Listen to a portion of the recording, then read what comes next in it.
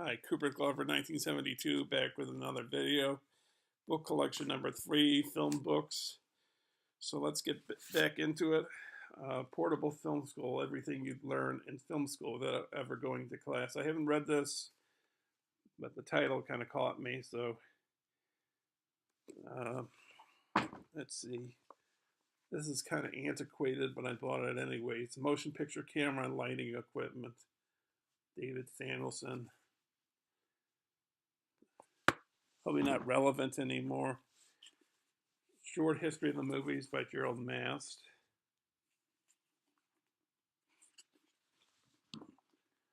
I when I was younger, I asked for this. Maybe I was a teenager.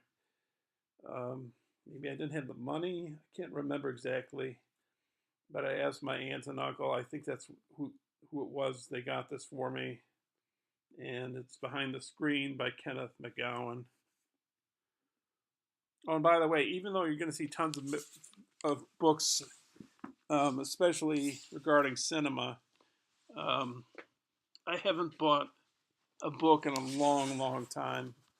Um, yeah, because I mean, one thing is film books tend to be more expensive than regular books most of the time if they're brand new, unless you get them used. And I like one of my one film book I'm like dying to read. I don't know when I'll read it, but it's a book on Hitchcock. I think it's at least 500 pages long, and we had a copy of it at the library where I work. But the thing about it is it's so long.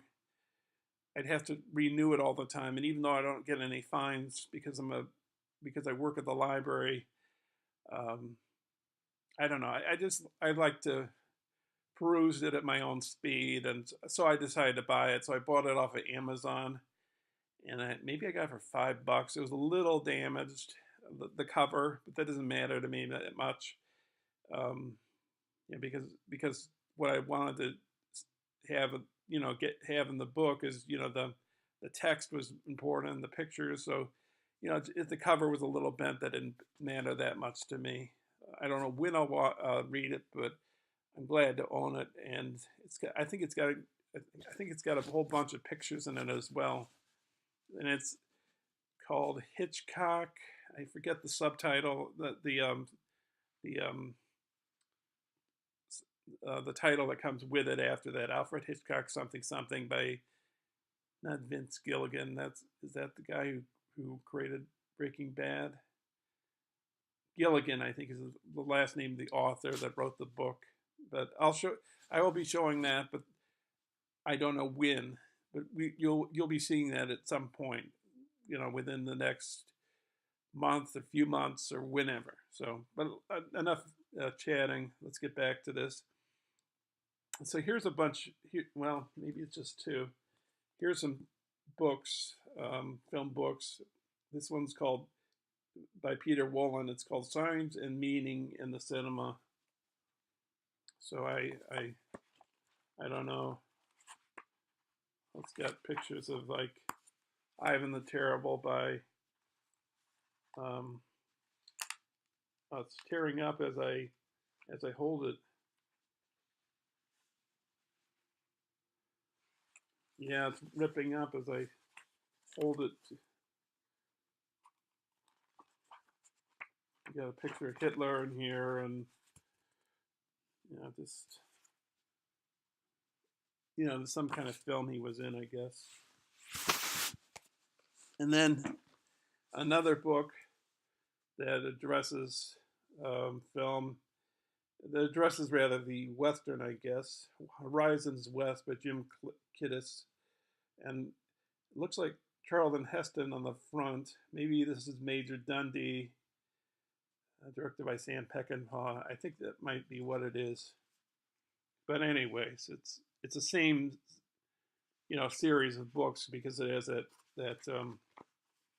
symbol at the top there. So it must be one of those series of books. Let's see.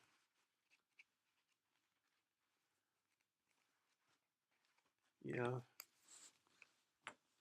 Images of Man. A Critique of the Contemporary Cinema by Donald J. Drew. Um, and it looks like Ingmar Bergman. I don't know what it is. It says courtesy Janus Films.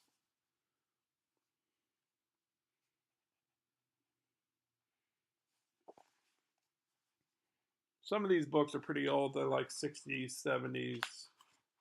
There's Last Tango in Paris. I should really read some of these books. I mean, that they would.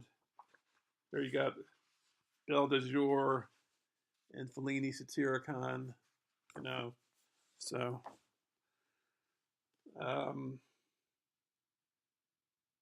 maybe I got this one for a birthday present. Method to the Madness, Hollywood Explained by Dick Adkins and a cast of 6. Or maybe I just bought this at a book sale. I can't remember. This is probably antiquated, but I don't know. I shouldn't have bought it maybe because of the fact that the technology is probably old from this book. I'm not getting a good, let's see, American Cinematographers Manual by, sixth edition. This is about acting. Stanislavski on the Art of the Stage. And then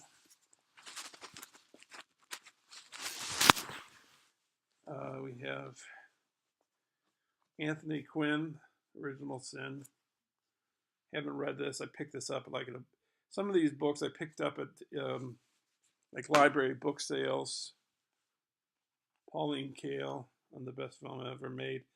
I can't remember in what context I got this, but there was some reason I thought it came with something, or I bought something, and this came along with it. Like maybe I was subscribing to a film magazine, and I got that. Oh no, that was a book on Cassavetes, I think. Maybe because I had subscribed to Movie Maker. I'm a big subscriber to Movie Maker, but I haven't done it in the last few years. Not because I don't want to or anything, or not because I didn't read it, but I forgot all about it, about subscribing, and just other things. We're just occupying my mind. So I like to get the issues I've missed over the past few years, but yeah. So, anyways, here's another one. Kuleshov on film writings of Lev Kuleshov, who is a Soviet filmmaker. Somebody wrote in there some silly stuff. I don't know what they wrote. I believe Kuleshov's a contemporary of Pudovkin and Eisenstein. I do have Stanley Kubrick says if you want to be a filmmaker, you should read Film Technique by Vladislav Pudovkin. I do have that. It's probably I don't think it's in this box. It's not. I don't think, and I'll be showing that at some point. But obviously, I don't have it to show you right now. Here's another book, pretty popular, pretty important in the history of film writing. What is Cinema by Andre Bazin, who is the founder of the New Wave, I believe. The French New Wave. Then this is not filmmaking, but it's, visual. The Shutterfly Guide to Great Digital Photos. And this is probably dated too with the technology, but I bought it anyways. And I think these are the last, this is the last two of the box. It's a book on Seinfeld, a totally unauthorized tribute. Not that there's anything wrong with that, by David Wild.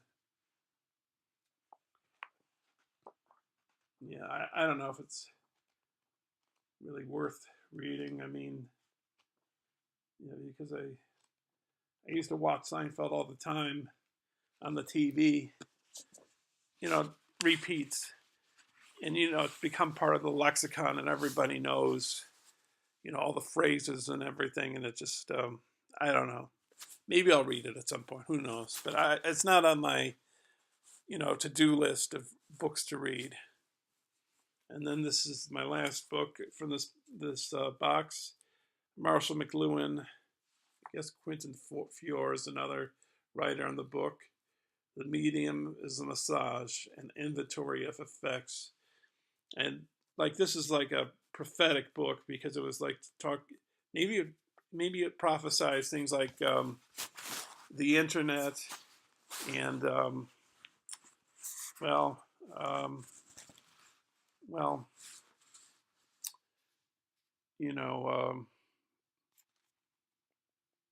I don't know. The internet is what I can think of, but a big shaper, a big prophetic look at what came about right now. I don't really know what this book's about too much, but yeah. So this book I think was written. Let's see.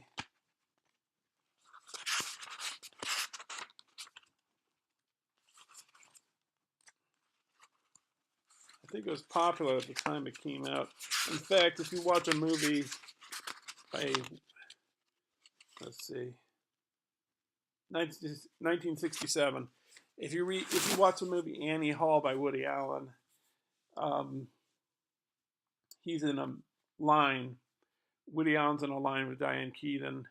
They're waiting to see a movie, and this guy behind him is talking about Marshall McLuhan and saying all this stuff. And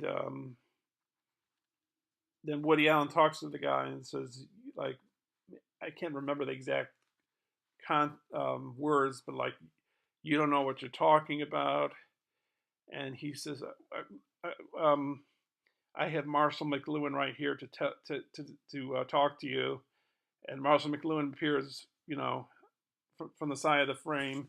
He comes into the frame and he says to the guy, you don't really know what you're talking about. I'm not saying it quite right, but you don't know what you're talking about. How you ever got to be a teacher in anything is amazing. So that's pretty funny. But this is the guy who is like the prophetic voice of the 21st century. And he also was in Annie Hall. So that's the end of this video. I'll be back. I don't know how soon. Maybe this week. Maybe next week with book collection number 4, and that'll be the second box of books, and probably it's going to be film books again. So be on the lookout, and thanks for watching, and that's it. See you later. Bye.